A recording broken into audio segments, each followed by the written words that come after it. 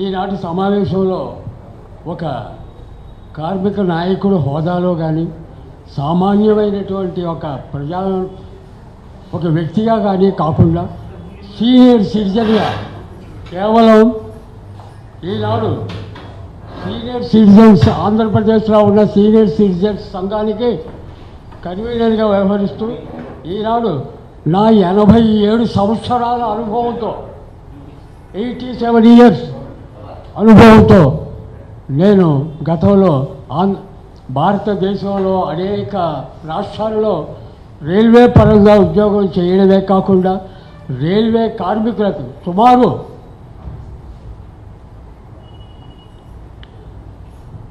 15 లక్షల రైల్వే కార్మికులకు నాయకత్వం వహించినటువంటి అనుభవంతో మాట్లాడటమే కాకుండా మన భారత రాష్ట్రపతిగా వ్యవహరించినటువంటి వివి గిరి గారి సారథ్యంలో ఆయన వైస్ ప్రెసిడెంట్గా నేను జనరల్ సెక్రటరీగా వెస్ట్ బెంగాల్లో కొనసాగినటువంటి అనుభవాలతో నాకున్నటువంటి ఇదేంటంటే ఈనాడు ఉద్యమం అంటే రక్తంలో ఉడుకు రక్తంలో ఉండేది. ఈ ఉద్యమాలు చేసి పోరాటాలు, జైళ్ళు, బెయిళ్ళు ఇవన్నిటికీ నాకు సర్వసాధారణంగా అయిపోయింది. నా జీవితంలో సుమారు 2 సంవత్సరాల పాటు జైలు జీవితం కూడా అనుభవించినటువంటి సందర్భాలు కార్మికుల సమస్యల పరిష్కారం కోసం. అటువంటి అంతేకాకుండా నేను రైల్వే ఉద్యోగ కార్మిక నాయకుడిగా ఉన్నప్పుడు సుమారు నేను నా ఉద్యోగాన్ని కూడా కాలదల్లి రైల్వే కార్మికుల కోసమే నేను పాటుపడ్డాను. ఇవన్నీ కూడా నాకు వస్తాయి. ఇప్పుడు ఈ సందర్భంలో ఉద్యమం లేని ఏ కార్యక్రమం కూడా జయప్రదం కాదు అన్నదే నా యొక్క అభిప్రాయం. ఉద్యమాల ద్వారానే మనం ఏదైనా సాధించగలం. ఈనాడు భారతదేశానికి స్వాతంత్రం కానివ్వండి, ఆంధ్రప్రదేశ్కి ప్రత్యేక రాష్ట్రం కానివ్వండి, ఈనాడు ఉక్కు కర్మాగారం కానివ్వండి, ప్రతిదీ కూడా ఒక ఉద్యమంతో ప్రారంభమైంది. అది కేవలం ఒకరిద్దరు సారథ్యంలోనే ప్రారంభమై కోట్లాది మంది ప్రజల సమక్షంలో ఉద్యమాలు చేసి ఈనాడు మనం విజయం సాధించగలం.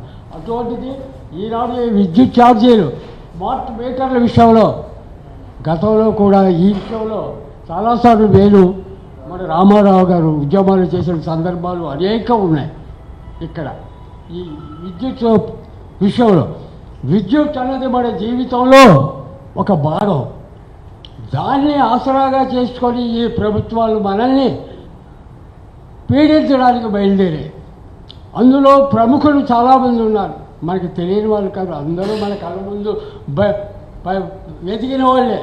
ఈ దోపిడీ చేయడంలో అత్యంత అనుభవశాలులు మన ఆంధ్రప్రదేశ్లో ఉండడం మనకి గర్వకారణమో లేక తలవంపులో నాకు అర్థం కావటం లేదు. కానీ ఇది చాలా అసందర్భమైన విషయం. ఇది ముఖ్యంగా ఈ విద్యుత్ ఛార్జీలు. విద్యుత్ లేనిదే మనకి జీవితం గడవదు. లెగిచేది మొదలు పడుకునే వరకు విద్యుత్తోటే మనకి కనెక్షన్. విద్యుత్ కోసమే మనకు ఉంటుంది.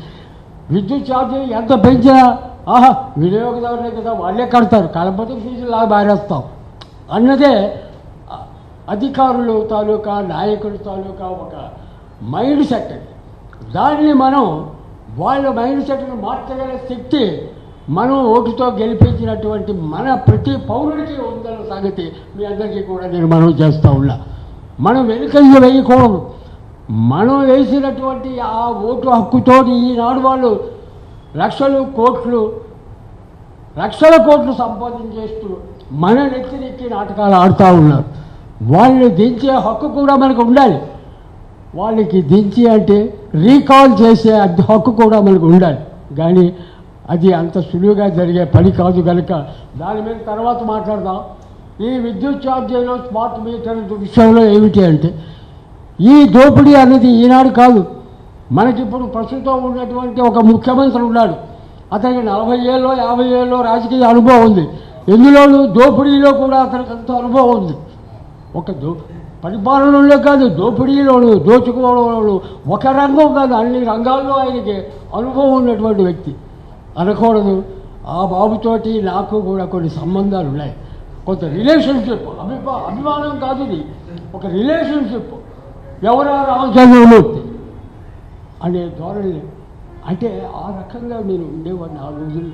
అటువంటి వ్యక్తులు మనం ఈనాడు ఈ విద్యుత్ ఛార్జీల విషయంలో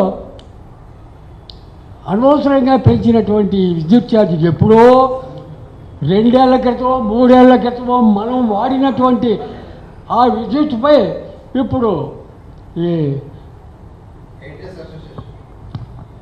ఈ విధమైనటువంటి పన్నులు వేసి ఏదో స్మార్ట్ వాటర్ అని ఇంకా ఏవేవో రకరకాలైనటువంటి పేర్లు పెట్టి 13 రకాలైనటువంటి ఇవి పెట్టి వాటి మీద పన్నులు వేస్తూ ఈనాడు విద్యుత్ కట్టండి అంటే ఇది ఏమైనా మనం ఆలోచించవలసినటువంటి విషయం.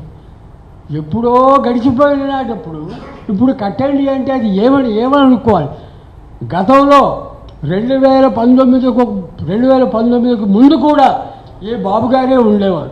అతని టైంలో కూడా అనేక రకాలైనటువంటి ఈ విద్యుత్ ఛార్జీలు పెరగడం, ఆయన మీద నానా రకాలుగా మేము పోరాటాలు చేసిన దున్నపోతు మీద పిడుగులు పడితే ఎంతో ఈ బాబు మీద మనం ఎన్ని ప్రయోగాలు చేసినా అంతే. అందుచేత మనం దీనికి ఒక రకంగా ఒక పోరాటం విషయంలో కూడా మనం ప్రజలను చైతన్యం చేసి విద్యుత్ మీటర్లు విద్యుత్ ఛార్జీలు మనం కట్టగలమా?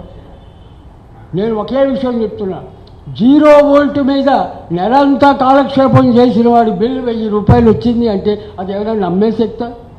కేవలం ఒక 0 వోల్ట్ మీద బల్బుతో నెలంతా కాలక్షేపం చేసిన వాడికి 1000 రూపాయలు బిల్లు వచ్చింది అంటే అది ఏమైనా సందర్భం సముచితం ఏమైనా ఉందండి? ఇటువంటి పద్ధతులు ఈనాడు మన రాష్ట్రంలో జరుగుతున్నాయి. రాష్ట్రంలోనే కాదు, ఇప్పుడు అన్నారు పెద్దవాళ్ళు ఉన్నారు, అంబానీలు ఆదానీలు, వాళ్ళని పెంచి పోషించడానికి ఇవన్నీనా? సామాన్యుడు కాకులను కొట్టి ఒక గద్దరికి పోషించడం అన్న విధంగా ఈనాడు పాలకులు ప్రవర్తిస్తూ ఉన్నారు అంటే మనం చూస్తూ ఊరుకుంటామా? దానికి ఒక ప్రయోగం అంటూ చెయ్యాలి.